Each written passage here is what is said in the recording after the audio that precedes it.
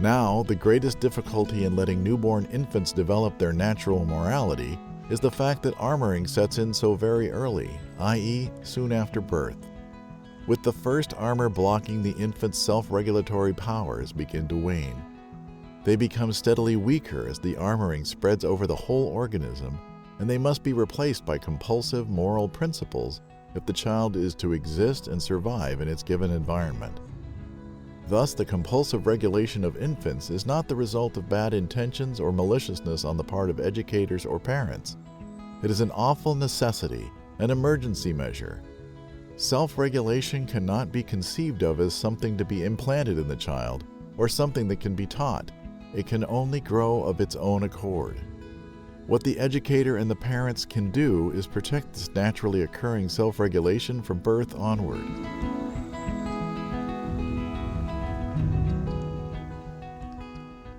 Welcome to the Different Kind of Psychiatry podcast, brought to you by the ACO.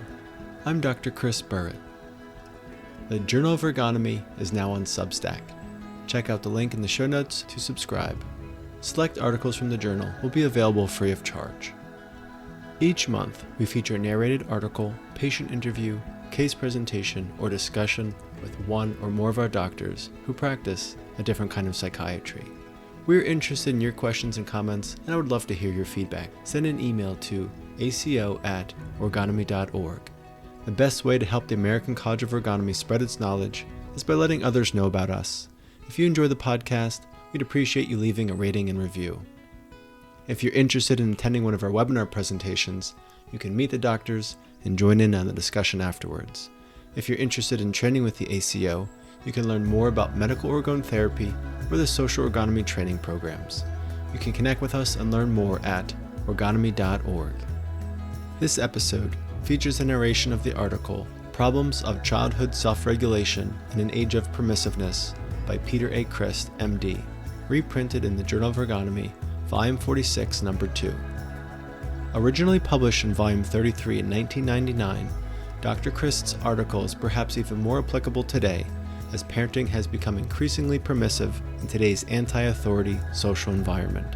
We hope you share this important information with parents and educators so that those responsible for childcare can have a functional perspective, free of both moralism and an anything-goes permissive approach.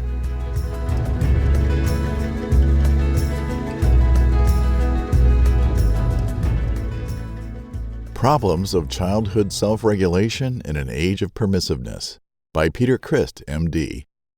Adapted from a presentation of the same title given at the 1998 ACO Annual Conference on Infants and Children, September 27, 1998. This article was originally published in the Journal of Orgonomy in Volume 33, Issues 1 and 2, 1999. Raising healthy children is mankind's most crucial task.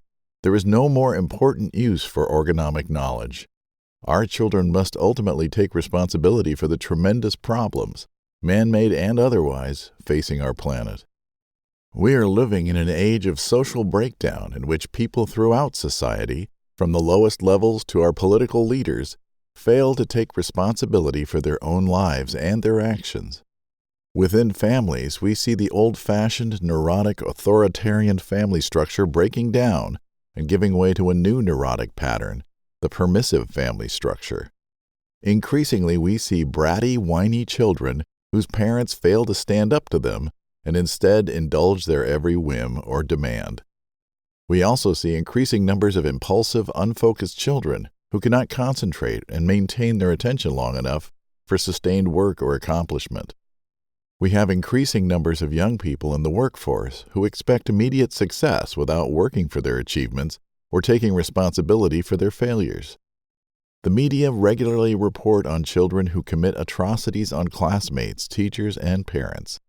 The perennial moralistic approach of condemning and punishing misdeeds has not eliminated these problems.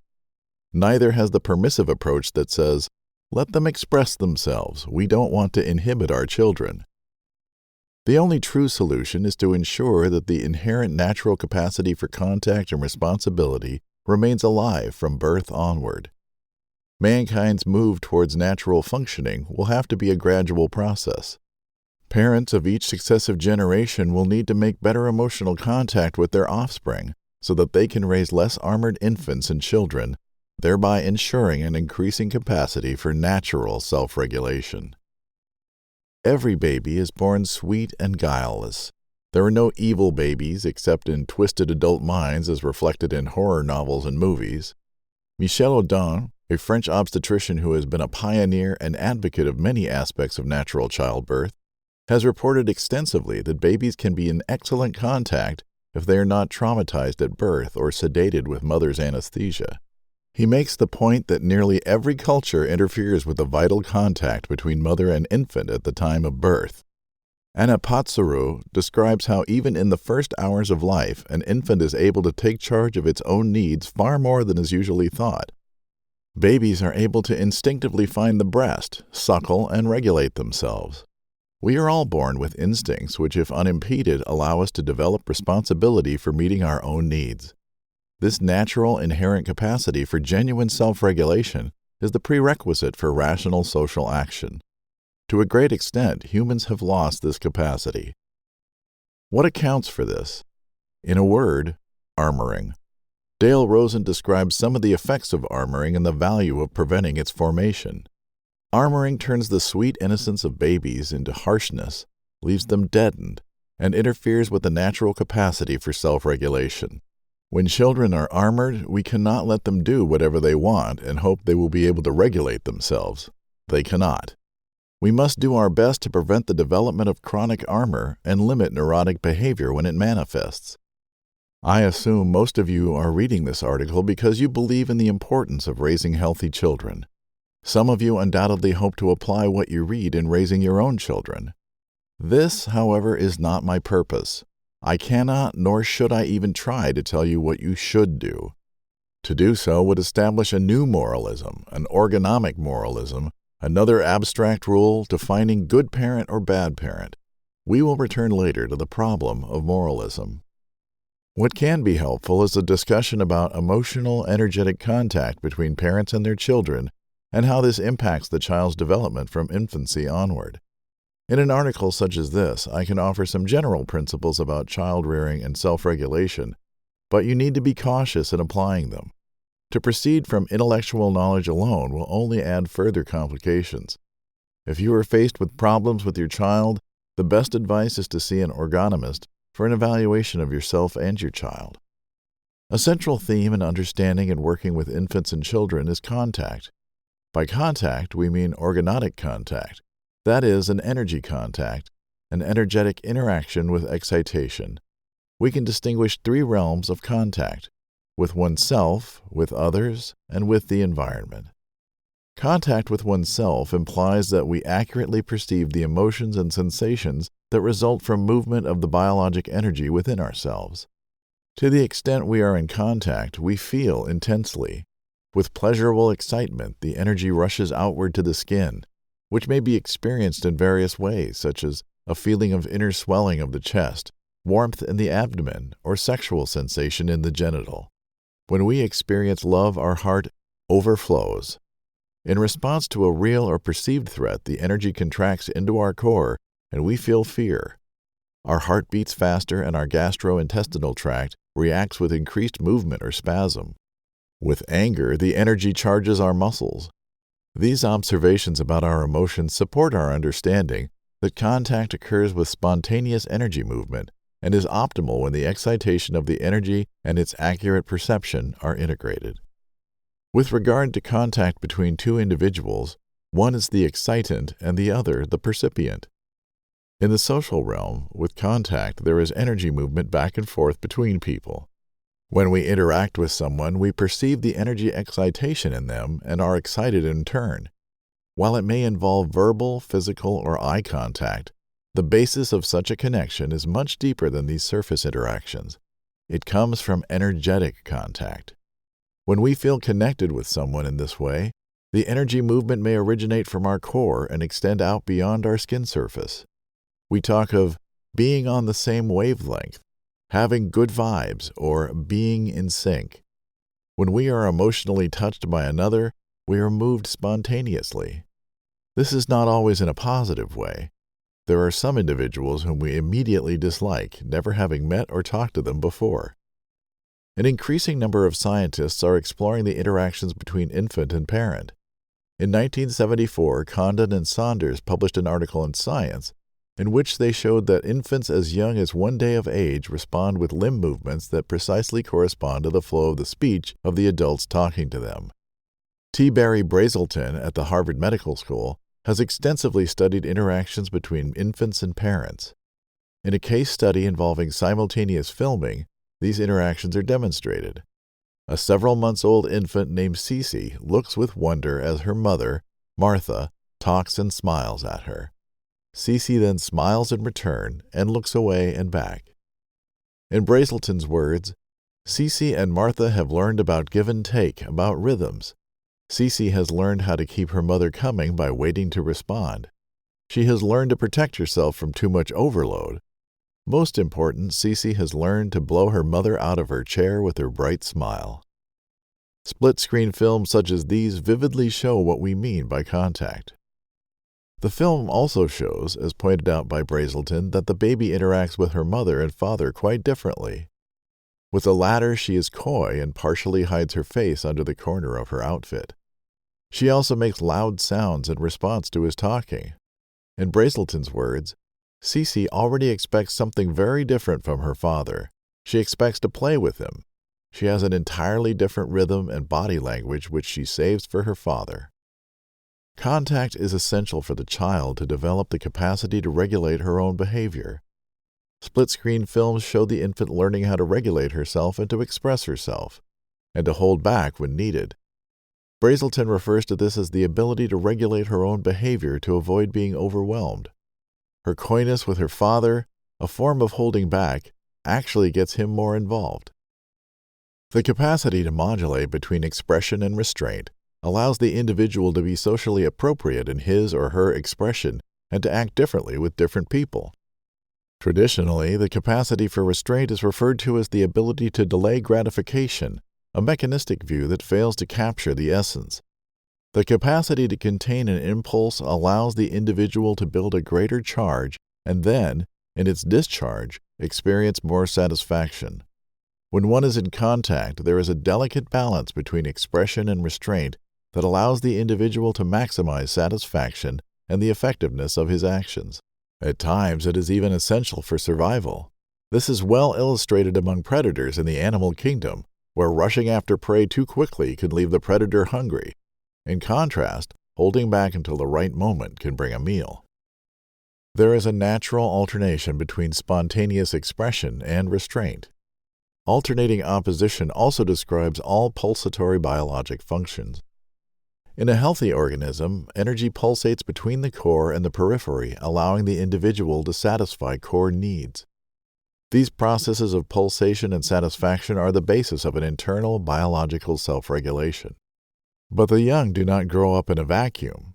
An infant develops in the environment of his family, and his family is the product of the culture. We function in an environment that requires an ability to develop social self-regulation. Self-regulation in the biological and the social realms are intimately interrelated. In contrast to other animals, something has gone terribly awry with most humans. The balance of the natural swing between expression and restraint has been upset, and pulsation fails to occur in a natural, life-positive way. We see people restrain themselves when they need to be expressive, or, conversely, express themselves when they need to show restraint. Virtually all of humanity has become armored and cut off from, out of contact with, their natural core instincts. This has been true for thousands of years. How and why this happened is forever lost in the mists of prehistory, but it is valuable to see how the process is perpetuated. If parents are unable to come in touch with and tolerate their core feelings and impulses, they will be unable to make contact with their child. In fact, because of their intolerance, they will react inappropriately when their child has such feelings. The infant senses a change of or loss of contact, experiences anxiety, and instinctively alters his reactions in order to maintain whatever contact is possible with the parent. In Brazelton's study, he asked the mother to use an unresponsive face with her daughter. The infant reacts by looking away with anxiety in her eyes. She then looks back at her mother with disbelief and arches her back. As noted by Brazelton, Cece tries about 5 different behavioral programs to get her mom to come back. She can't believe Martha won't respond. No child tolerates the loss of contact, the loss of love, and in order to survive, every infant does what it must to maintain whatever limited level of contact is possible. Unable to excite her mother and without a response, the baby has no way to make contact and share or discharge her feelings in their very real energy. When this becomes a chronic condition between mother and infant, where contact and other basic primary needs are frustrated, there can be no resolution of the baby's anxiety and frustration. When longing, the need for comfort, feelings of anger and sadness are not felt by the mother and not attended to, the child must reduce contact with such feelings to keep from being overwhelmed. This is done through disruption of energy movement. Energy movement and thus contact are reduced by reducing excitation and/or blocking perception. To accomplish this, the child holds his breath, tightens his muscles, blocks in his brain, and goes off in the eyes so that his perceptions are not so painfully acute. This is a natural defense that is called armor. Armor protects the child from being overwhelmed, but when it becomes chronic, it is pathological, with profound negative consequences. To the extent that an individual is armored, he cannot fully feel or express his natural emotions and impulses. This results in limitations in his capacity to self-regulate. The primary natural core impulses, including sweet ones of love, become blocked by layers of armor and turn harsh. These are the secondary impulses. In order to function in society, the child must develop a moral social facade to hold these secondary impulses in check. In the late 1920s, early in the history of orgonomic thinking, Wilhelm Reich made the distinction between moral regulation and self-regulation.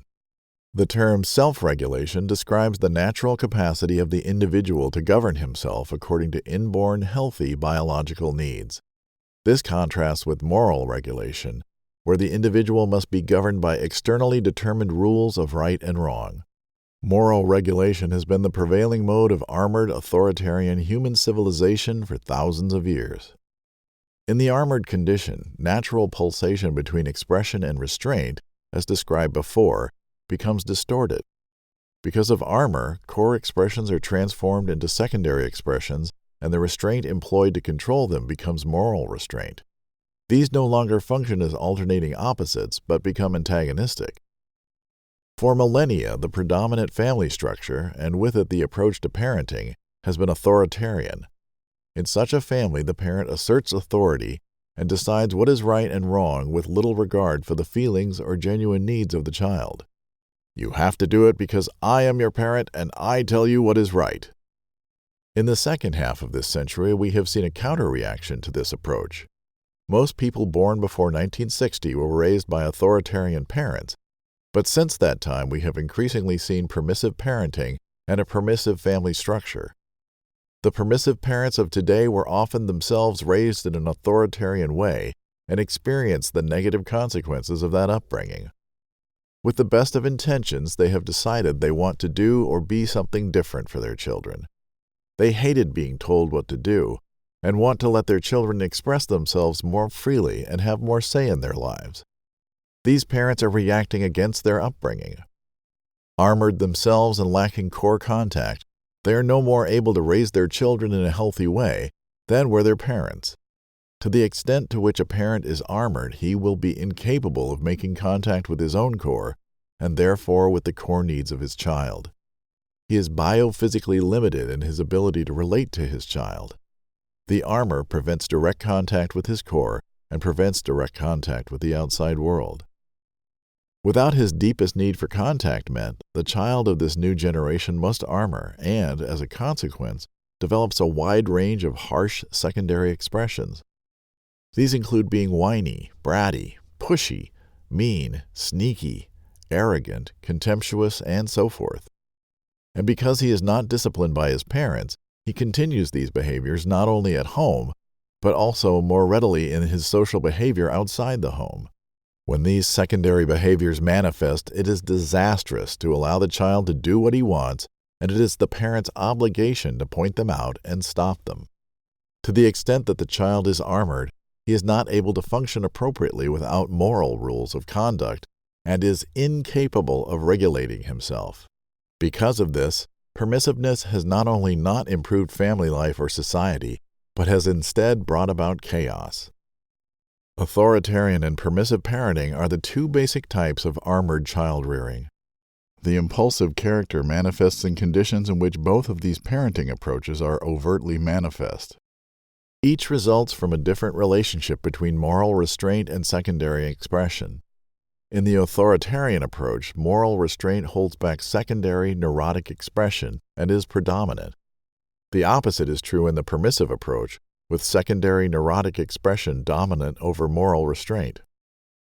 Because there is no rational basis for expression of secondary layer impulses, we can see that the authoritarian approach is actually the more rational of the two.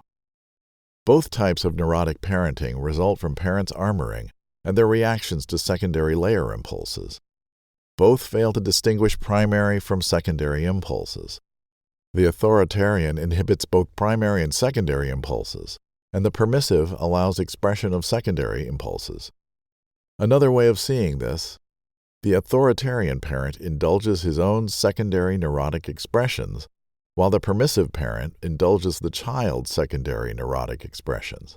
The permissive parent often obtains neurotic gratification from their child's and their own anti-authoritarian actions because they are motivated by hatred of their authoritarian father and are compelled to rebel against anyone seen as in authority: boss, teacher, government. The authoritarian, on the other hand, identifies with the father figure. Self-regulatory upbringing is not a third alternative to these two armored approaches. It is an entirely different domain, one that is governed by and results from spontaneous natural contact. Unfortunately, the principle of self-regulation has suffered the fate of many great concepts. It has been distorted, applied in a mechanical way, and taken to mean that we have to let the child regulate himself without our intervention. If it weren't so tragic, it would be funny. A 2-year-old child regulating himself. Such an ideological approach to self-regulation has become permissiveness in the name of health. More than 40 years ago, Reich clearly described these problems and foresaw where we were heading. He wrote in Children of the Future, "Now, the greatest difficulty in letting newborn infants develop their natural morality is the fact that armoring sets in so very early, i.e., soon after birth. With the first armor blocking, the infant's self-regulatory powers begin to wane. They become steadily weaker as the armoring spreads over the whole organism, and they must be replaced by compulsive moral principles if the child is to exist and survive in its given environment. Thus, the compulsive regulation of infants is not the result of bad intentions or maliciousness on the part of educators or parents. It is an awful necessity, an emergency measure. Self-regulation cannot be conceived of as something to be implanted in the child or something that can be taught. It can only grow of its own accord. What the educator and the parents can do is protect this naturally occurring self-regulation from birth onward. Since every bit of chronic armoring only weakens the functioning of self-regulation and makes compulsive training necessary, the adult's main objective is the continuation and careful removal of every type of armoring that may appear in the infant." Reich also stated, "Neurotic behavior cannot be dealt with by means of self-regulation. It forces authoritarian measures." The following case illustrates many of these points. Alice was brought to therapy as a toddler when the mother noticed her lightly hitting her own face and quietly saying, "No." This scared the mother because she knew her own tendency to turn on herself emotionally, and here Alice was literally doing so. Both the mother and father felt strongly that they did not want Alice to suffer the same they had growing up, but now their own problems were appearing in their young daughter despite their best intentions. Although the specifics of their lives are unique to them, this couple wanted what most of us want for our children, for them to be better off than we are. In this case, both parents were well-educated, intelligent people who had also some knowledge of orgonomic principles and concepts to help guide them. Knowledge and good intentions, however, are not enough to prevent parents' problems from being visited on their children. As the mother said, the excitement about the idea of having a child was one thing, but once confronted with the reality of a living person right there, with feelings, it was far more difficult than we ever could have imagined. The father was a home-based freelance writer not yet able to earn an adequate income. The mother, a physician and the primary source of income for the family, felt guilty that she could not be with her daughter as much as she wanted. Although she struggled to juggle attempts to have time at home with her professional commitments, she was often exhausted and unable to make good contact with Alice. This made her feel even more guilty. On initial examination, Alice was a sensitive, intense child who also needed a lot of contact. She had some holding in her jaw and was unable to express angry crying. My holding her jaw open brought out the angry crying. Although she tried to squirm away, she did discharge some anger and underlying sadness. When Alice began to express angry crying in the session, both parents became uncomfortable. In response to Alice's anger, her mother felt afraid and guilty that she must have done something wrong. She tried to distract Alice's attention to something pleasant. The father showed little outward reaction and instead withdrew into himself. Both parents were encouraged to continue working on their personal emotional problems in their ongoing individual therapies. The mother subsequently reported that she saw clearly how her own trouble tolerating her feelings, especially disappointment and anger, caused her to feel overwhelmed in response to those feelings in her daughter, and how her consequent confusion prevented her from responding to Alice in a clear, straightforward manner. When Alice was able to discharge some anger and sadness in her sessions, she expanded and became livelier and happier. This helped ease the block between mother and child because Alice was now less demanding and more enjoyable to be with. In turn, the mother relaxed and felt less afraid she was doing the wrong thing. Overall, they made better contact. Well past the age of 2, Alice continued to nurse. The mother said she had heard some people say that a child weans itself when ready. So far, she had not seen signs of her daughter weaning herself. She said that over the past couple of months, she felt less and less like nursing and in fact wanted to stop, but felt afraid to do so because it might be the wrong thing if her daughter still needed to nurse. Breastfeeding, however, now felt like an imposition, a burden, and she was beginning to resent her daughter, which made her feel guilty. A sticky relationship had developed between the two. When asked what she felt in her heart, she said she would like to tell her daughter that she did not want to nurse anymore. Some important issues are illustrated by this situation. The mother did not act on her feelings. She rejected them, became confused, and was paralyzed with the fear that what she wanted to do might be wrong. I suggested she follow her feelings, but also acknowledged that she might need help to face what was in the way of her doing so. She was clearly aware of feeling afraid that she might stop nursing and that her daughter might still need it. I told her she could always change her mind later. She worried that if she did so, it would be confusing to Alice. I told her that continuing to nurse when she did not want to was far more confusing to Alice than if she stopped, subsequently changed her mind, and went back to it, knowing at the time that it was the right thing to do. The main issue, however, was that she was afraid to face her daughter's disappointment and anger if she did not give in to her demand to nurse. Mother returned 2 weeks later and said, "I told my daughter there would be no more nursing, and that was it. She just stopped and hasn't asked to nurse again since. She started eating other foods, and she's been much more talkative and more independent. The funny thing is that I got the impression she was relieved." This is exactly right. Once the mother overcame her anxieties enough to act decisively on what she felt, the stickiness in the relationship disappeared. Alice reacted to being told breastfeeding would stop by expanding and reaching out in a more independent way. Alice's true need at this point in her development was to have contact with her mother as a more independent child. The mother no longer resented Alice and actually enjoyed being with her much more of the time. The contact between them was more satisfying for both. In another situation, a 5-year-old girl continued to nurse. The mother rationalized this by saying that her daughter still wanted to have the breast and seemed to enjoy it, and that she, herself, believed that a child will wean itself when it is ready. The father reported to me that since he and the mother separated when the daughter was 2 years old, the mother had not found a satisfying adult relationship for herself. He felt the mother used nursing to satisfy her own need for contact and rationalized it as a good thing. He was right. It is interesting to note that the child, now in her teens, has a sticky relationship with her mother and tends to wait for others to initiate many day-to-day interactions with her.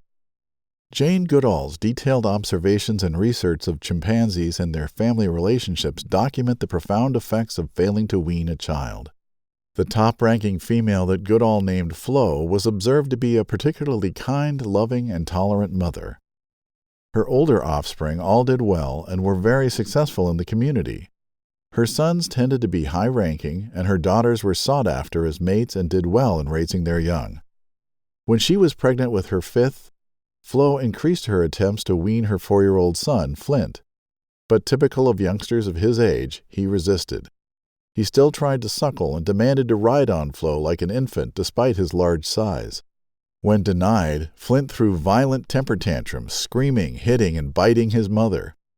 Perhaps because she was getting too old to stand up to him, Flo often gave in and let Flint have his way. Flo then gave birth to Flame. With the arrival of a sibling, a time when most young chimps had been observed to become more independent, Flint's behavior should have changed.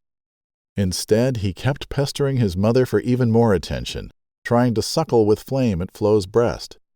More often than not, Flo gave in to his demands.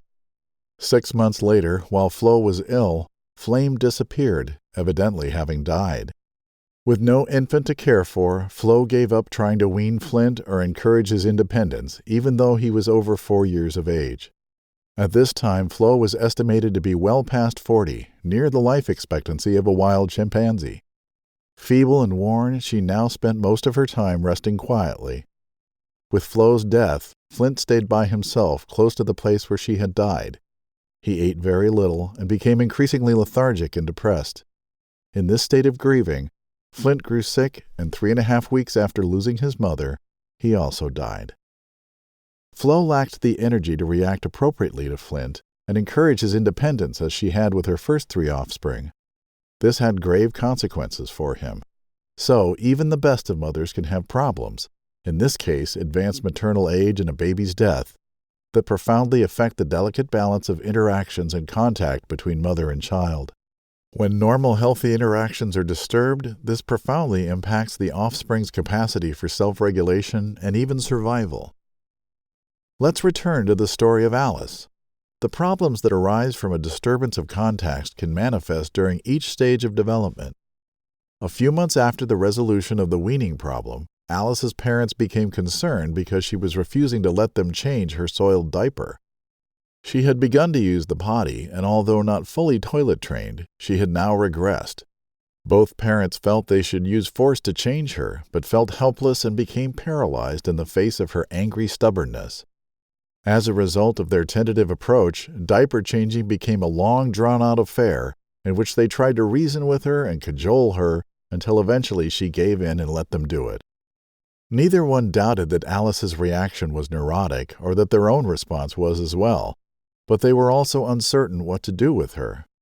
They suspected that Alice was clinging to being a baby.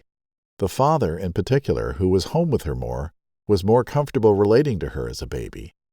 Again, the child's sensitivity made her very aware of her parents' reactions, and I sensed she reacted to their discomfort about her becoming more mature and independent.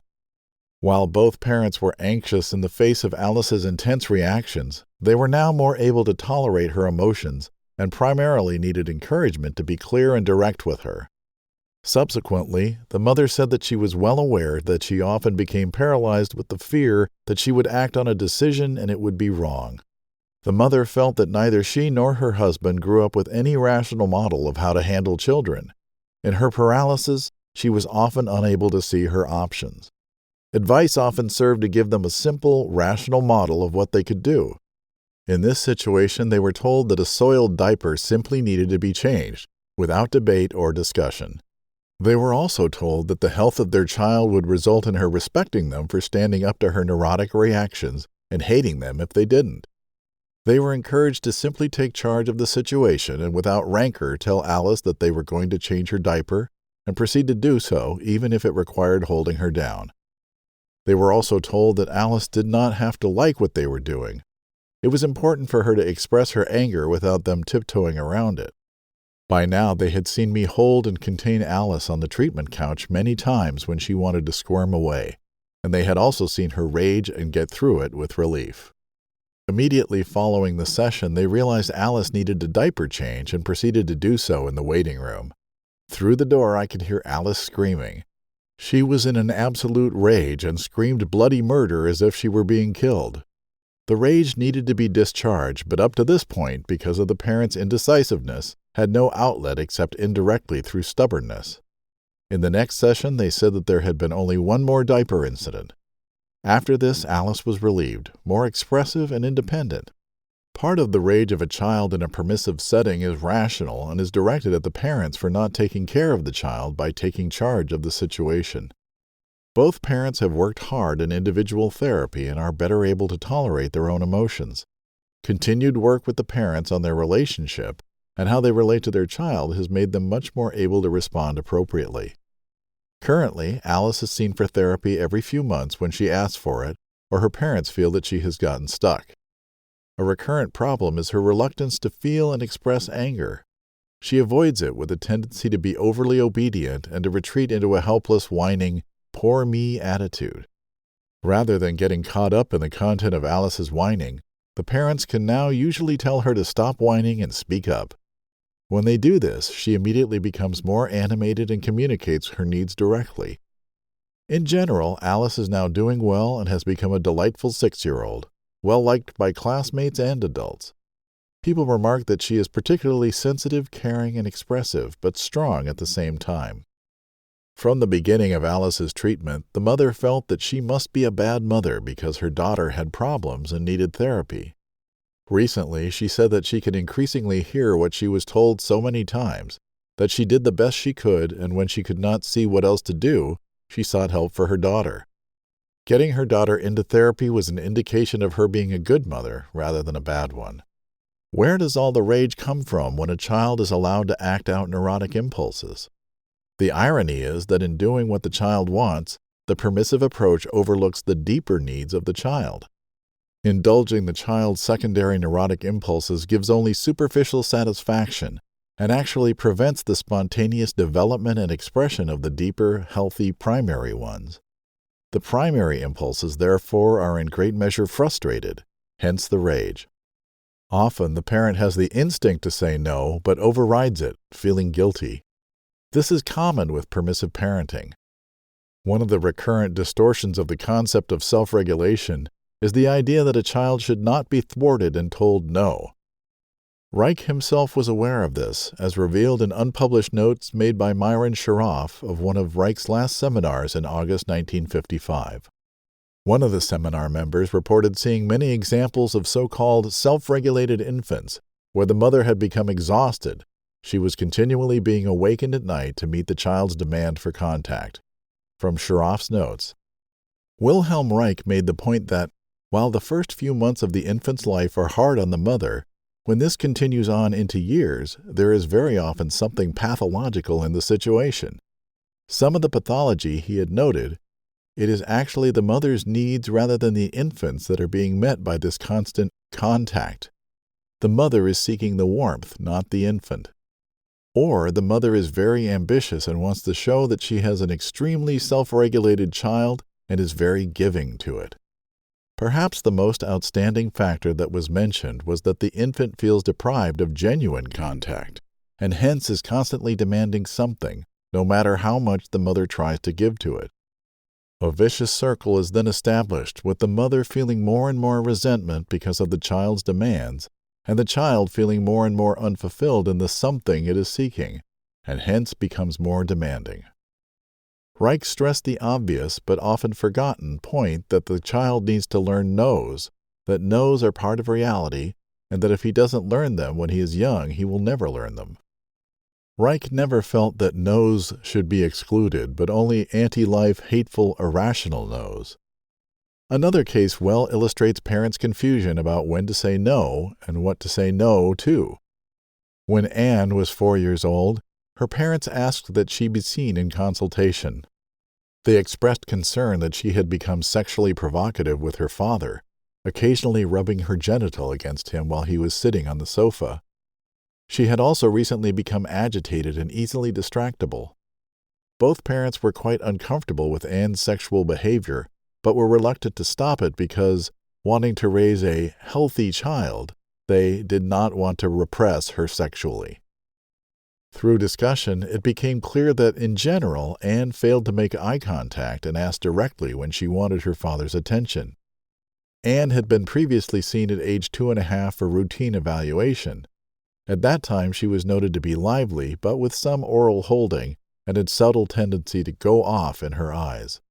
Until the problem with her sexually provocative behavior, she was seen about every 4 to 6 months to help prevent armoring.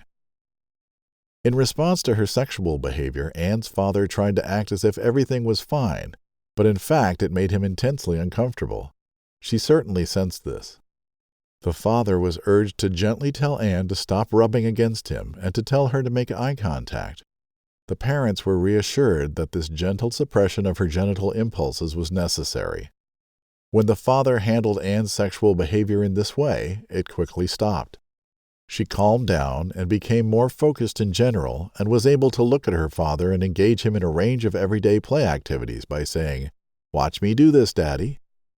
Anne's inability to make eye contact and to speak up for herself needed to be addressed first. Allowing expression of genital impulses before doing so rendered her anxious and unfocused.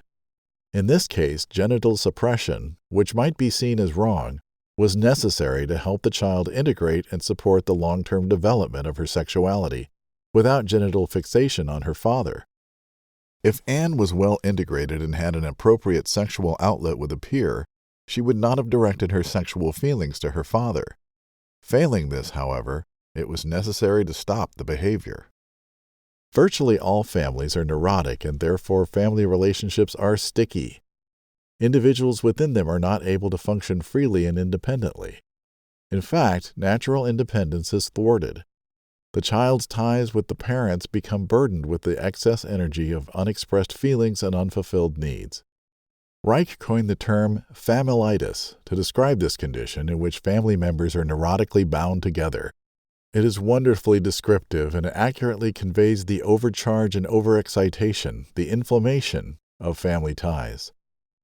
Rigidity is always found in the armored state. Healthy parenting, however, requires flexibility. For example, as an infant, the child needs intense close contact with the mother, but as it develops, it needs to become more independent. This is true among all mammalian species, well illustrated in a National Geographic television special on Kodiak bears. The close bond between mother and her cubs forms an inseparable family unit for 2 to 3 years. Then she becomes progressively less attentive, eventually turning on and driving away her 2-year-old cub when it was time for it to be on its own.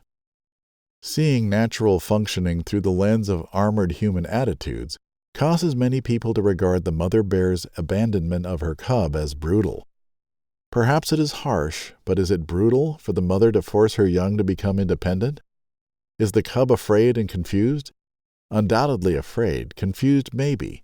But it is not brutal to have a cub face age-appropriate fears and in doing so grow strong and independent. An authoritarian could easily take the example of the bears and say, "See, you have to make children independent. Toughen them up and don't let them become dependent on you because they will have to be made ready to leave." This is an armored attitude that when applied at too young an age avoids, denies, and squelches soft feelings of natural dependency and need. A child cannot become independent if its early needs for dependence are not met. The film's narrator describes the natural situation quite clearly. The mother maintains a close connection with the young, and they are dependent upon her when there is a biological need. But with maturation, there develops the necessity to become independent, and she asserts it for her young. Otherwise, they will not be able to survive on their own in the wild. People with a permissive attitude might feel sorry for the cub, not appreciating that the mother is forcing independence on her offspring and that this is the correct thing to do. The authoritarian treats the infant harshly, and the permissive coddles and treats the child sentimentally, as fragile and helpless. A striking example of the authoritarian attitude occurred after my own daughter was born. On day 2, with mother and baby still in the hospital, a nurse came to the room and said the baby needed to be taken to the nursery to be weighed and to have a routine footprint done. She went to put her in the bassinet to wheel her down the hall. I said I would carry her myself, and the nurse said, "Oh, you're going to spoil her."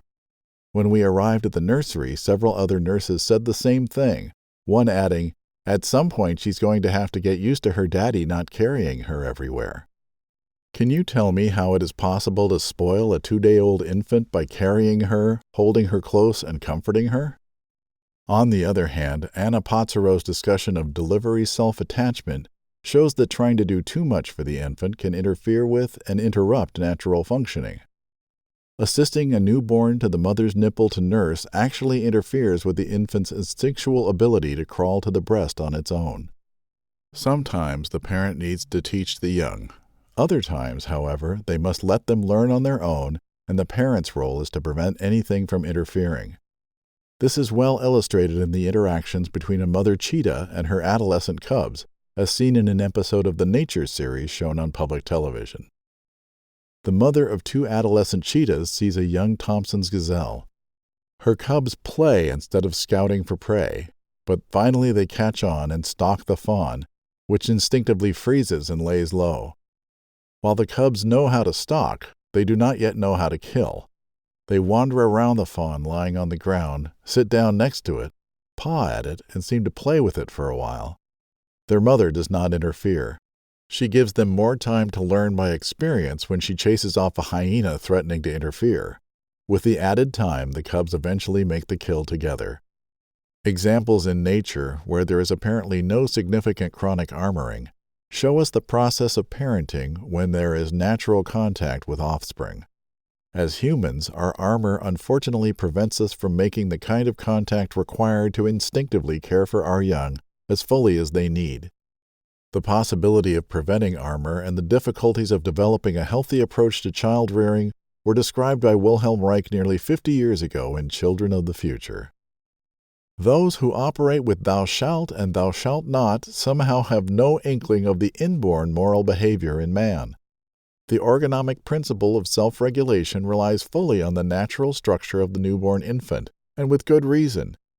If you let your child grow as nature has created it, if you do not warp its basic needs into anti-natural asocial drives, the so-called secondary drives, then no compulsive suppression of badness will be necessary. Don't suppress nature in the first place. Then no antisocial drives will be created, and no compulsion will be required to suppress them. What you so desperately and vainly try to achieve by way of compulsion and admonition is there in the newborn infant ready to live and function. Let it grow as nature requires, and change your institutions accordingly.